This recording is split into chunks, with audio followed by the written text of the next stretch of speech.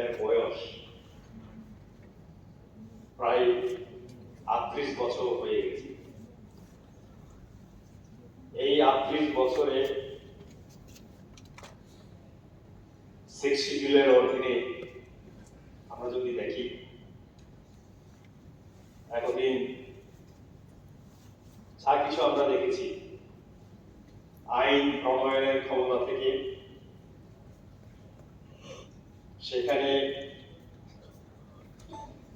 অর্থের যে বিষয়গুলি আছে সেইগুলি আজও সেইভাবে যে সাকারাত্মক বা পজিটিভিটির কথা বলা হয়েছে, সেই পজিটিভিটি বর্তমান সরকার এবং বিগত সরকার সেইগুলিকেও যদি আমরা দেখি, যখন এডিসিতে একই পার্টি, যেহেতু এটা গণতন্ত্র ব্যবস্থা, একই পার্টি এডিসিকেও শাসন করে এবং রাজ্য সরকার, ত্রিপুরা রাজ্যেও একই, তখন দেখা যায় যে তারপরেও দেখা যায় যে সেখানে অর্থের যে যোগান বা অর্থের যে সেখানে যে প্রাবধান তখনও সংক্ষিপ্ত বা শর্টেজ ছিল এবং এখনো চলছে। সেটা বর্তমান সরকারেরও জানা আছে। এখানে আমরা কি দেখেছি, 2007 সালে যেমন এডিসি থেকে 7টি বিল অনুমোদন করার জন্য রাজ্য সরকারের কাছে পাঠানো হয়েছিল।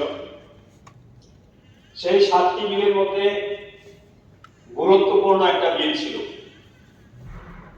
সেটা হচ্ছে ভূমি নিয়ে ল্যান্ড ইউজ বিল 2007।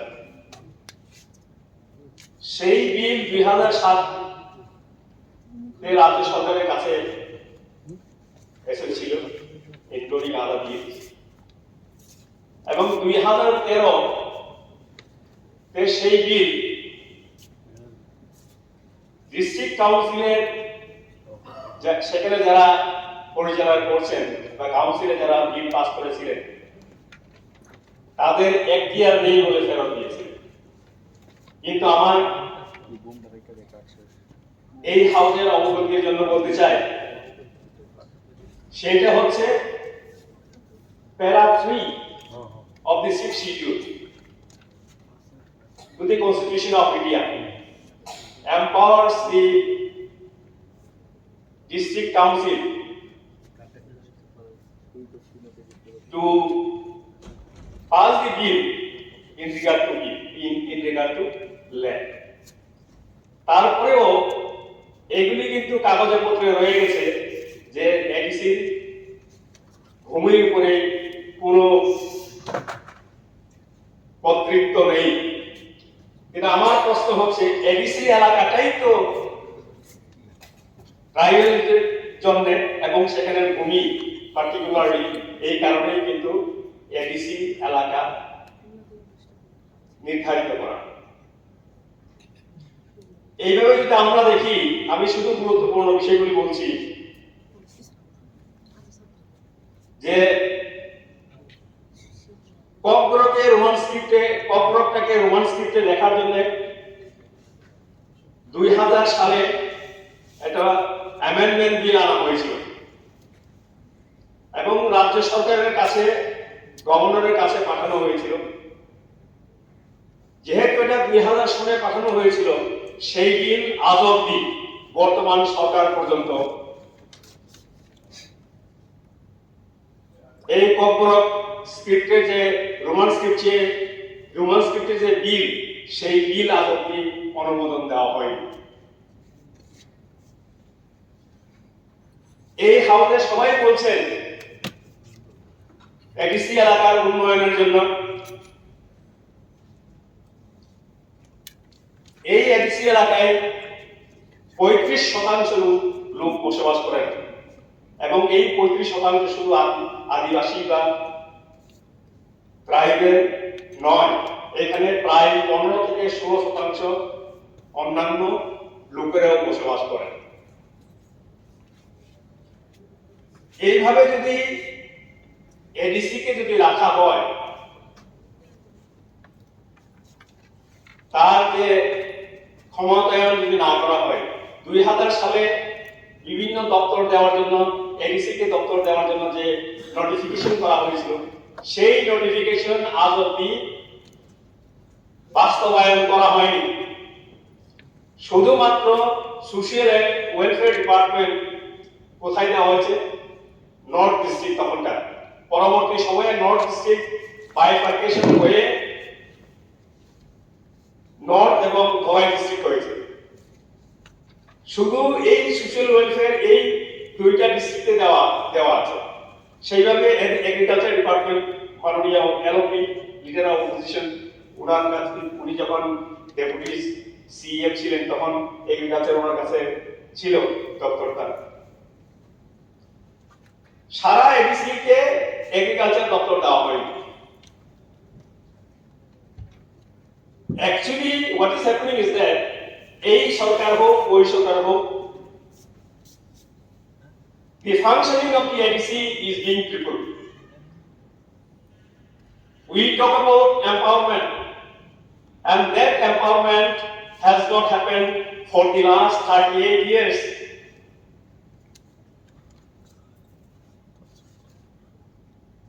এইভাবে যদি চলতে থাকে, এডিসি যে ফাংশনিংটা যেভাবে চলছে বর্তমানেও, স্যালারি যে বেসিক থিং, যে স্যালারি এডিসি কে দেওয়ার কথা ছিল, যেটা বাজেটে ধরা আছে রাজ্য সরকার তরফ থেকে, সেই জায়গাটাও দেওয়া না হওয়ার কারণে এডিসি আজকে নিজের কর্মচারীদেরকে বেতন দিতে পারছে না। আমি একটা কথা বলতে চাই, গণতন্ত্রের যে পদ্ধতিতে,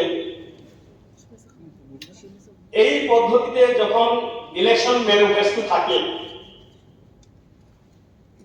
বা গণতান্ত্রিক পদ্ধতিতে যখন আন্দোলন হয় কোনো দাবি নিয়ে, সেই দাবি যখন সেই দল যখন পাওয়ারে আসে, ক্ষমতায় আসে, তখন সেই যে দাবিকে বাস্তবায়ন করার জন্য চেষ্টা করে।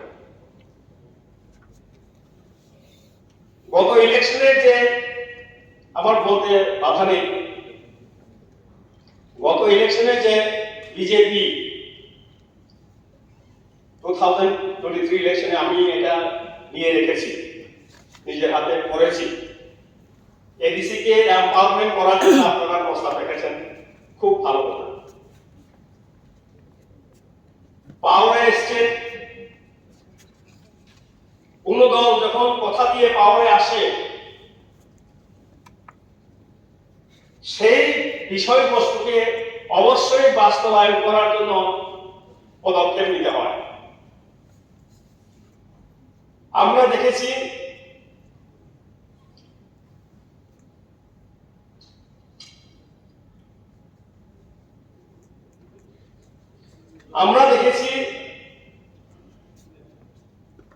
অনেক সরকার, অনেক রাজনৈতিক দল প্রতিশ্রুতি দিয়ে ইলেকশন ম্যানিফেস্টোতে লেখে সরকারের ক্ষমতায় আসে, আসার পরে সেইগুলি ভুলে যায়, বেমালুম। এইভাবে যদি বেমালুম ভুলে যাওয়া হয়, আমাদের এখানে যে জনগণ 5 বছর পরে সবারই পরীক্ষা, যারা রুলিংয়ে থাকেন তাদেরও পরীক্ষা, যারা বিরোধী দলে থাকেন তাদেরও পরীক্ষা। কিন্তু এমনও তো হতে পারে যারা সরকারে আছেন আগামীবারে আসলেন না, প্রতিশ্রুতিরও প্রয়োজন নেই, একবার তো এসে গেলেন বা 10 বছর থাকলেন, আদতে আমাদের যে জনগণের বিশেষভাবে এডিসি এলাকাতে তার কিন্তু তাদের যে অ্যাসপিরেশন, সেই অ্যাসপিরেশন কিন্তু মোটেই মিট করা হলো না। সেইভাবে দেখা গেল কি, এডিসি এলাকাতে আমরা যখন টিপ্রামথা যখন ক্ষমতায় আসলো, দেখা গেল মার্চ মাসে আমরা আসার পরে 1 মাস আর 2 মাসের মধ্যেই এডিসি ভিলেজ কমিটির মেয়াদ শেষ হয়ে গেল। আমরা ইসি কমিটি, এক্সিকিউটিভ কমিটির সিদ্ধান্ত বলে রাজ্য সরকারকে আমরা অনুরোধ করেছিলাম যে এডিসি ভিলেজ কমিটির করাবো। আমি অনেকে বলতে পারেন এই কথা, এই প্রসঙ্গটা কেন টানলাম, এডিসি কে এম্পাওয়ারমেন্ট যদি করতেই যদি হয়, বর্তমানে যা আছে সেটাও তো করা হচ্ছে না। সেটা না করে আমরা বলছি এটা পার্লামেন্টে পাস হবে, এখান থেকে প্রাইভেট মেম্বার রেগুলেশন পাস হয়ে গেলে ওইখানে হবে, এরকম ধারণা করা কোনো কারণ নেই। যেভাবে চলছে 125th অ্যামেন্ডমেন্ট 2019-এ, এটা মাননীয় সদস্য শ্রী শম্ভুলাল চাকমা মহোদয় বলেছেন 2019-এ গুয়াহাটিতে মিটিং হয়েছিল, সেইখানে সেই মিটিংয়ে এখানে হয়তো অনেকেই থাকতে পারেন, ছিলেন, আমিও ছিলাম। তখন যেটা প্রস্তাব হয়েছিল 2019 যদি আমরা যদি কাউন্ট করি, 19, 20, 21, 22, 23, 24-এর দাঁড়গুলোয় আমরা আছি, ইলেকশনের দাঁড়গুলোয়, এবং এই ইলেকশনের দাঁড়গুলোয় মাননীয় সদস্য মনে পড়ে যাচ্ছে। প্লিজ কনক্লুড, আরো কিন্তু 5 জন রয়েছে। ঠিক আছে, সময় একদম এইভাবে করছি স্যার। এইভাবে যদি এই যে স্ট্রেচিং একটা বিলের উপরে, আমরা প্রায় 40 বছর হতে চলেছি এডিসি পাওয়ার পরে, এবং আমরা দেখছি যে ADC, the function of the ADCs, efforts are being made indirectly, that the functions of the ADC are to be made infructuous slowly and gradually. That's why এই কারণেই কিন্তু আমরা যতই বলি না কেন, আপনারা 5 বছর পার হয়ে 6 বছরে পা দিয়েছেন, আর কত বছর লাগবে জানি না 125th অ্যামেন্ডমেন্ট পাস করার জন্য, ডাবল ইঞ্জিনের সরকার। এই কারণেই বলছি আমরা একটা জাতিগোষ্ঠী, 19টি জাতিগোষ্ঠী, যে জাতিগোষ্ঠী একটু আগে আমার যে প্রাইভেট মেম্বার রেজুলেশনের যে প্রস্তাব ছিল সেটা মাননীয় বিরোধী দলের নেতা পরেশ নিয়েছিলেন। এইটা যদি চলতে থাকে, এই যে 19টি জনগোষ্ঠী, তাদের অস্তিত্ব, সার্ভাইভাল এন্ড এক্সিস্টেন্সের প্রশ্ন প্রকট হয়ে আসছে, এবং এই প্রকট হয়ে আসার কারণেই এইখানে কিন্তু আমরা গ্রেটার টিপ্রাল্যান্ড আমরা চাইছি।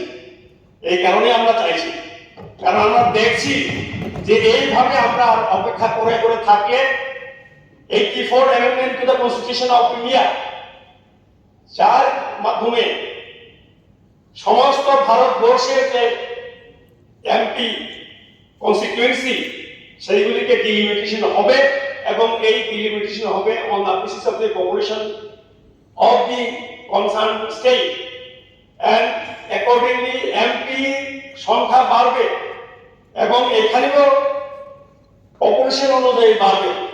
এবং যদি সময় থাকতো আমি বলতাম কি বলে এটাকে, রেফারেন্স নয়, প্রমাণ দিয়ে বলতাম, রিসার্চ টপিক আছে সেটা দিয়ে বলতাম যে আমাদের যে এখানকার 19টা জনগোষ্ঠীর পপুলেশন কিভাবে গ্র্যাজুয়ালি আরো কমে যাচ্ছে, কমে যাচ্ছে। প্রত্যেক দিন অনুপ্রবেশ চলছে আমাদের সেটে, এটা আমি প্রমাণ করে দিতাম। আমার কাছে সেই তথ্যগুলি, ডাটাগুলি আছে। রিসার্চ একটা সময় এলে এই যে রিজলিউশন, প্রাইভেট মেম্বার রিজলিউশন যদি আমাকে বলতে দেওয়া হয়, সমস্ত একসঙ্গে আমি সেদিনে বলব। এই কথা বলে অন্তত যদি এক্সপিডাইট করা যায়, প্রাইভেট মেম্বার রেজলিউশনের মাধ্যমে যেটা আনা হয়েছে সেটা যদি আমরা সর্বসম্মত ক্রমে পাস করতে পারি ভালো হবে। এটাই আমরা মনে করি। এই প্রস্তাব যেন পারিত হোক, এটাই চাইছি।